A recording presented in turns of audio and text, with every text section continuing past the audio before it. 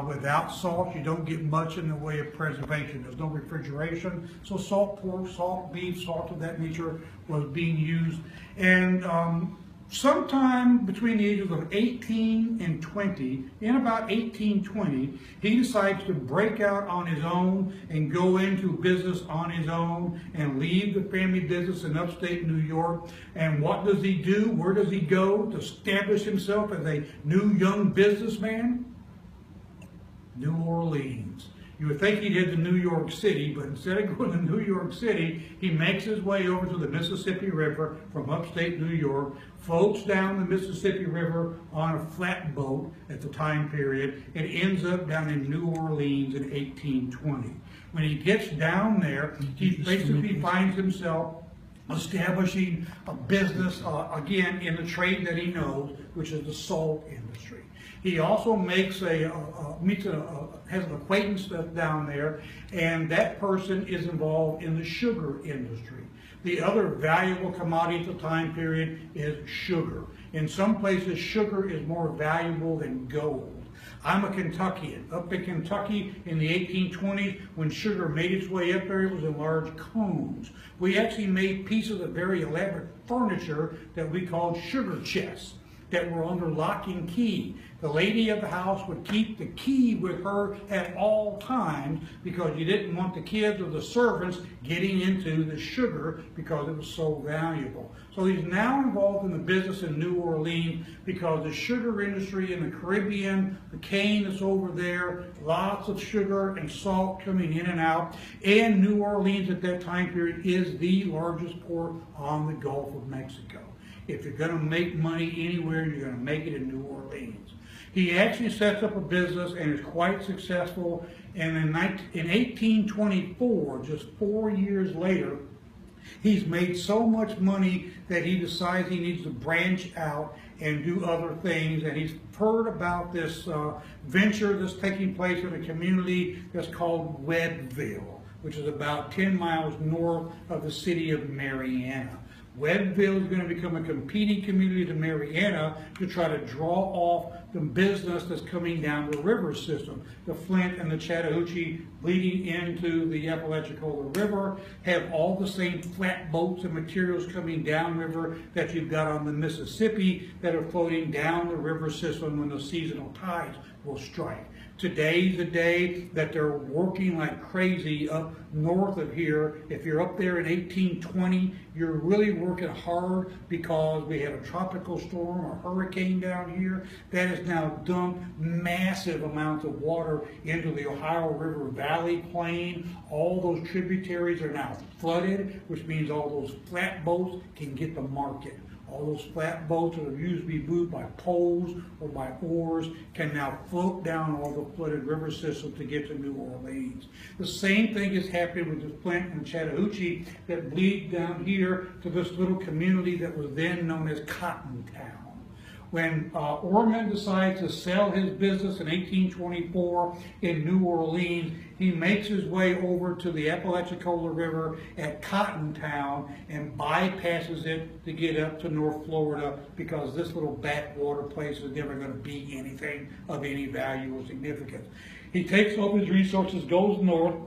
He will build a mercantile business up there, and he will live in that area for about 10 years when suddenly the market up there begins to fall apart.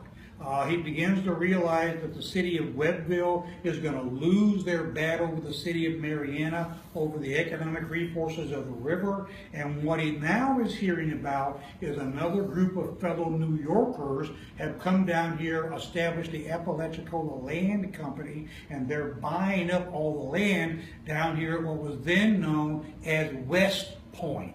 So it's changed its name from Cotton Town to West Point because it's the west point of the mouth of the Apalachicola River. Eventually across the river, they'll establish the city of East Point, and East Point is still there today. Well, the Apalachicola Land Company is made up mostly of this group of New Yorkers. They come down, they began to build a new port city, and we will eventually, by 1836, 1837, become the third largest port on the Gulf of Mexico, behind New Orleans and Mobile.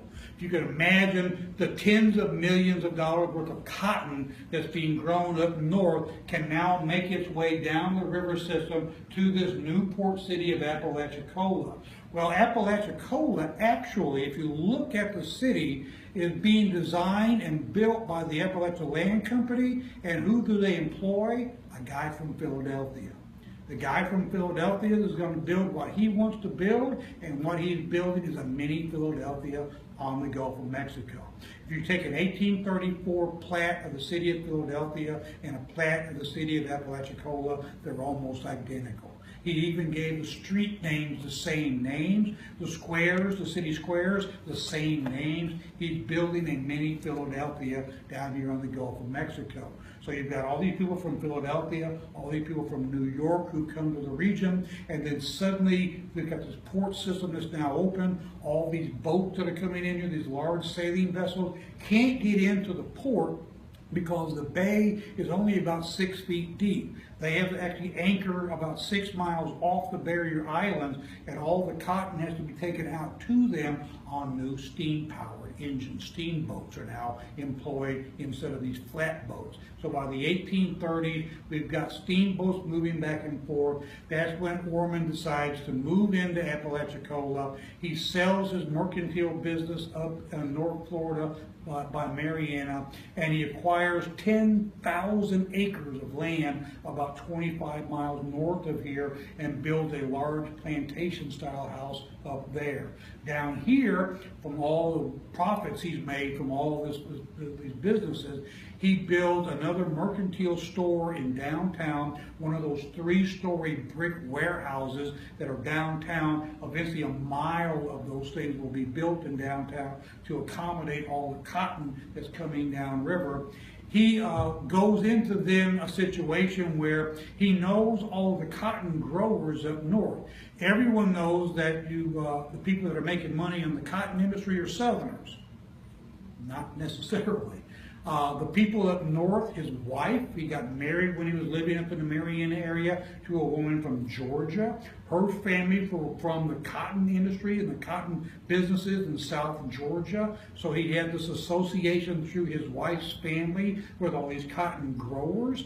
He now has an association from the mercantile business with all the people that from New England and Europe that own all these sailing vessels that are coming into town. Because if he takes all the material they've got on those boats from New England and Europe and sell those through his mercantile business, he then has the right to fill the holds of those ships that are going back to Europe, back to London, back to France, back to New England with whatever he wants to fill them with. And what's he filling them with?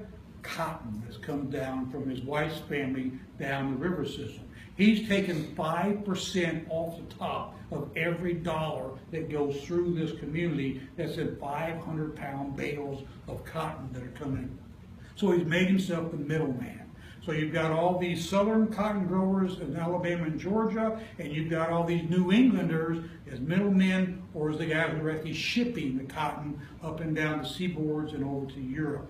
So he's now making a fortune as a middleman. With that, 2 years later, 1836, he decides he wants to build a new house. And that's when he discovers this piece of land and begins the process of building this small guest house. The large plantation house is 24 miles upriver, but he builds this house on this rise because it's up out of the floodplain. And also, if you look out the window there, you'll see a fence, that metal fence that's back there, the road that runs there. In 1836, when he began construction of this house, that was the bank of the Apalachicola River. All the years between 1836 and today, the dredging that took place, the spoilage from all that dredging, backfilled and created the land that even that the Water Street Hotel sits on back there. So that was all the river. If you're someone who's deriving your living from traffic on the river, you want to be able to watch the river to see these steamboats coming and going up and down the river. Also, the house is oriented on this rise to catch the breeze that might come off of the river. You notice the windows are almost even with the floor. You can raise those windows in the summertime, open the original back doors to the house, and you've got cross ventilation. Upstairs and downstairs, with the doors open, with any breeze off the river, it helps to cool the house. And if you can imagine down here in June, July, and August, 100-degree heat day, trying to sleep upstairs, it's miserable in this community.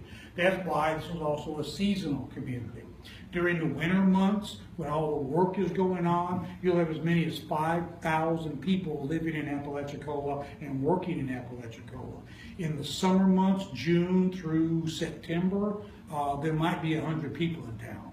Everybody leaves here because it's just too oppressively hot to stay in this environment, and most people, like the Ormans, would go up north. They actually own property around Asheville, North Carolina, and they would go to the mountains of North Carolina to escape the oppressive heat of the summer. Also, you had the problem of the spring fevers, yellow fever and malaria. So you want to get out of here in the heat of the summer, because that, for some reason, is when all those fevers would break out, when you get those 100-degree days. We know today it was a mosquito, but back then they had no idea. They thought it was the stench in the air. This place with 5,000 people working downtown, this wharf, a working wharf with all the animals, all the things that are going on, this place was putrid in the summertime, and that is what they thought caused yellow fever and malaria, so they would leave the area to get away from it. So Thomas is doing a great job until the main house upriver burns. It burns to the ground. This house in 1836, all of the lumber for this house is milled in New York. There are no sawmills in this area, so the floors, the doors, the windows, all the trim work, everything that he needed to put this house together, except for the cypress post and beam construction that is the skeleton of the house, all of it was milled in New York State and shipped down here between 1836 and 1838.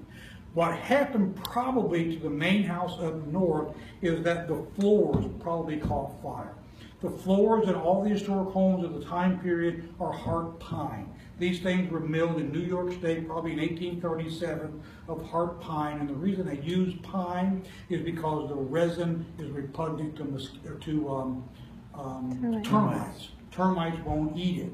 You can see that there's very little insect damage to the floor even today, and these things have been there since 1837.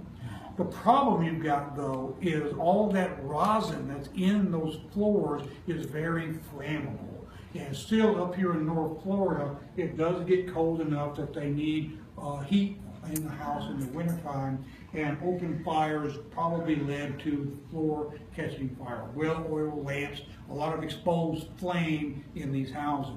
The other interesting aspect about the house is it's a 4-room house. The parlor, the central hall, the dining room, and then upstairs are 2 bedrooms. No kitchen. The kitchen is an outbuilding. You want the kitchen away from the house, again, for fear of fire, because in a large property like this, with all the people that are working on this property, the servants and everyone else, the kitchen is working almost 24 hours a day. They're prepare food of some sort all the time, and the last thing you want is all of that open flame close to the house, which might cause a fire, and then also the extra heat caused by that. It's just oppressive, and you don't want that. So they move into this little guest house, and here they will reside until Thomas Orman will pass away in 1880. The interesting thing about him, 2 interesting things personally, he was 6 feet 7 inches tall. So the doors that you see were a little bit taller than normal and a little bit wider than normal. You can imagine someone who's 6'7", when he walked into a room, he dominated the room. He completely filled the space when he moved into it. This is a very dominant, successful man, and he basically took control of any room he walked into.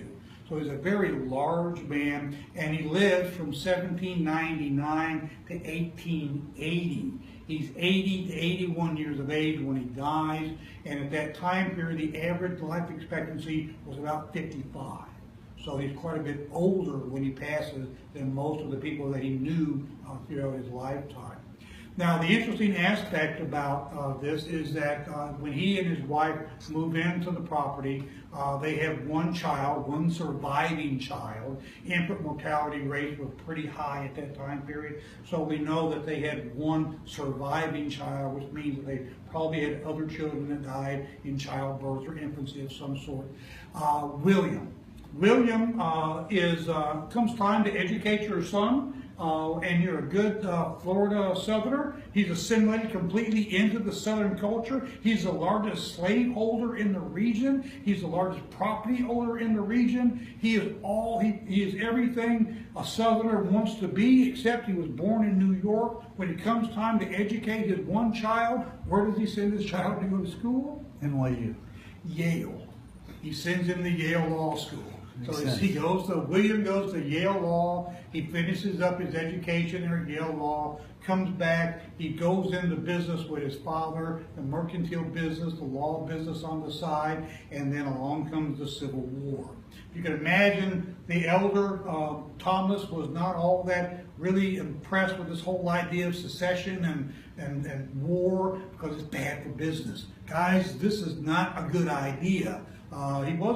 He was pro-Southern, but he was anti-war because of the business component of it. You know, he's making millions of dollars, and that's getting ready to be interrupted by this battles and things of that nature. So the last thing he really wanted was war to take place. But his son, William, was born in Florida. He's a true son of the South. When war breaks out, he will eventually find himself serving in the 1st Florida Infantry Confederate States Army. He will be a lieutenant in that regiment throughout the campaign. He'll serve with Braxton Bragg's army. He'll serve with a number of different armies. He'll be with Joseph E. Johnson's army at the close of the Civil War.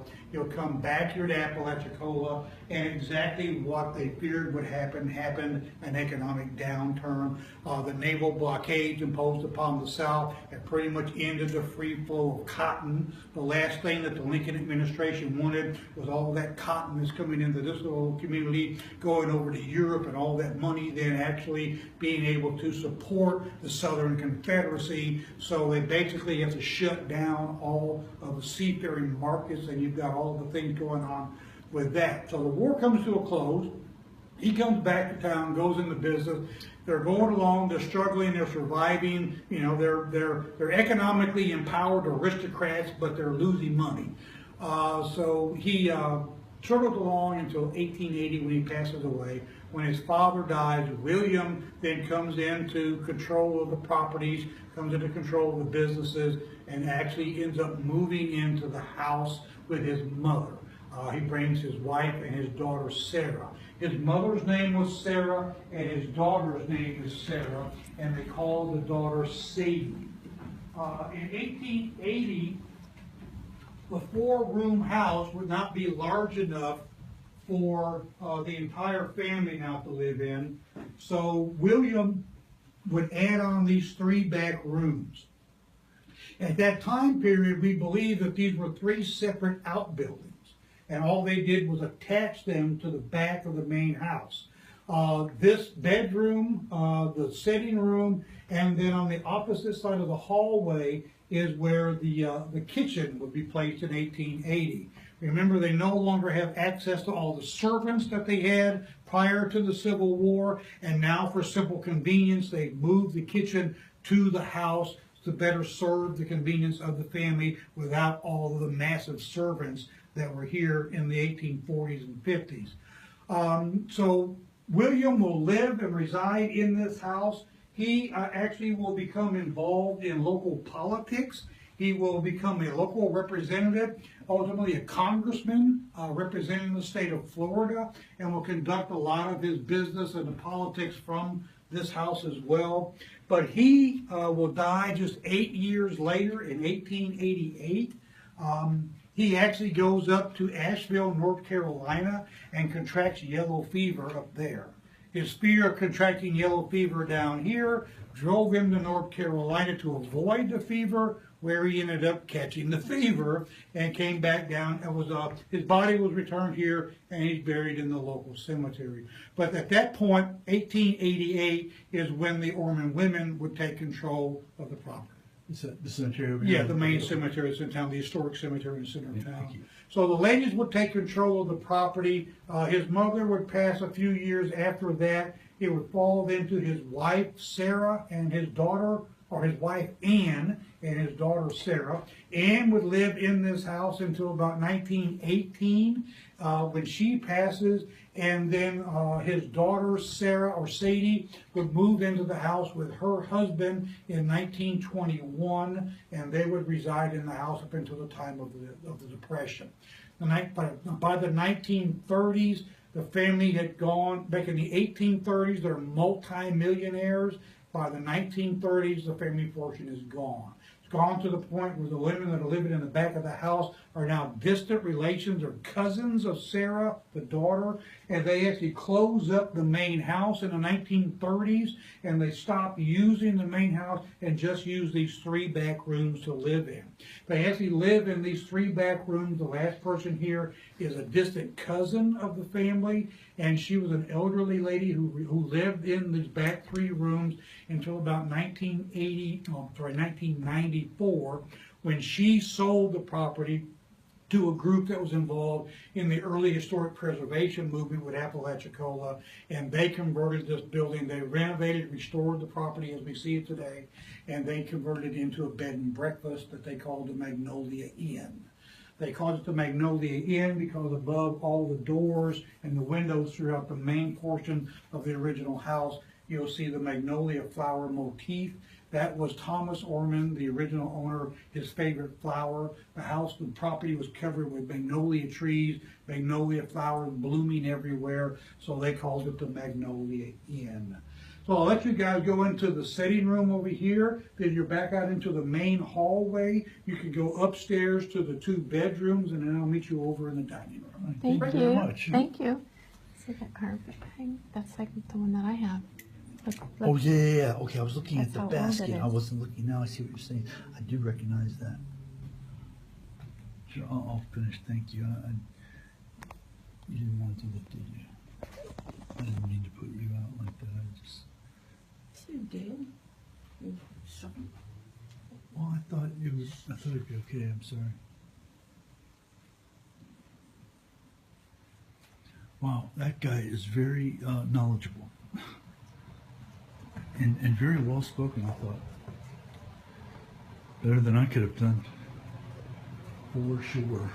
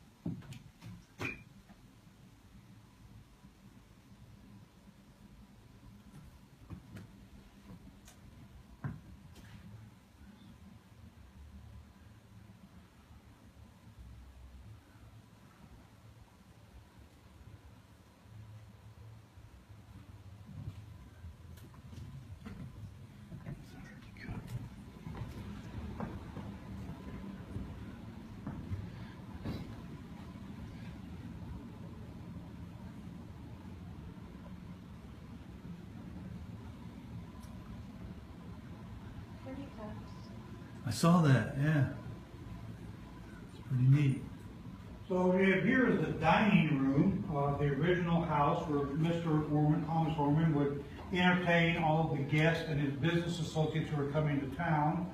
The pieces of furniture in here that are of interest, the table, the sideboard, the mirror, and the two side pieces here were actually here during the time that Mr. Orman was living in the property, Thomas Orman. And what is interesting to me is this side piece is made of local cypress. He had that piece made here in town as a gift for his wife, and it gives you an idea of the craftsmanship of a lot of the Europeans who are moving to the community as well. So you get a lot of people from Greece, Greek fishermen, a lot of people from Ireland, and a lot of people from Italy also moving into the community.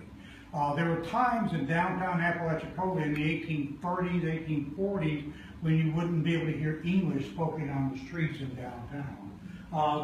Above the fireplace there, the little lithograph shows you what downtown Apalachicola would have looked like in 1837, with all of those warehouses that were downtown at that time period to accommodate all of the cotton. So it was very much a seafaring community, and all of those buildings were designed to be reminiscent of buildings in New York City, on the wharfs of New York City. So they're building not only pieces of Philadelphia down here, but pieces of New York City as well. So a lot of New England influence. This office out here on the porch, I believe, was added by William Orman, the son, when he takes control of the property sometime after 1880. I'm just guessing that because others speculate that it was actually his daughter Sarah, her husband John Fenimore Cooper Gregg, who built this porch on here in the early 1920s. But there are photographs that are dated from the 1880s and 1890s that show this addition. So I believe William had this put here. And remember, he was conducting business downtown. He was an attorney. He was a politician. So he needed a place to conduct business that wouldn't disturb the ladies of the house. So you'll notice the door that's behind the clothing that's hanging on the door frame there. You were able to come and go in and out of this office without going into the main house and disturbing the family at all. So I think that's when this office was added. And it really gives you a great view of the river at that time period that was there. Today, obviously, the backfill and all the dredging gives us the area where the monuments that you are. The time period that this office was being used, there would have been sugarcane orchards out there, and orchards rather, citrus orchards and sugarcane growing on the front lawn.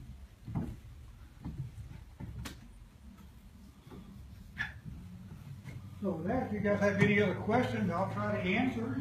I do have some after a little bit. I was Yes, going to finish this and then. Yes, sir.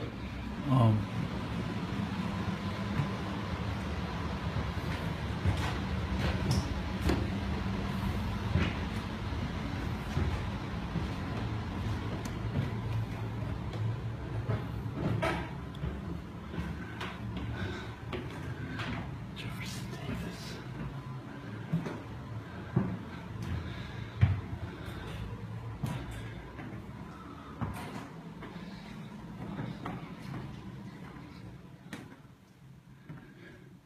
Upstairs bedroom.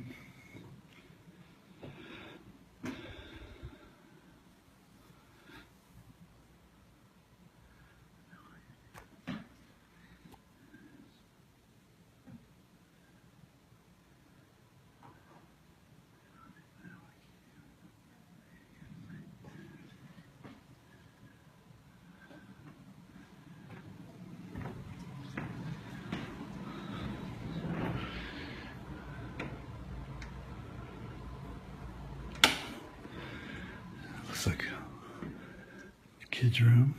It's the second room on the second floor.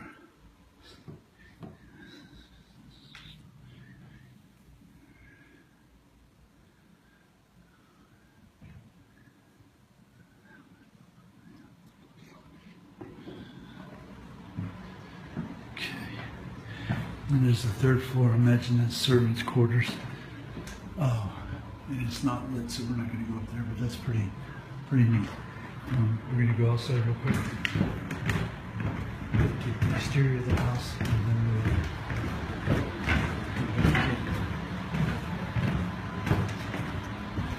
I'm going to go get the outside, and I'll be right back.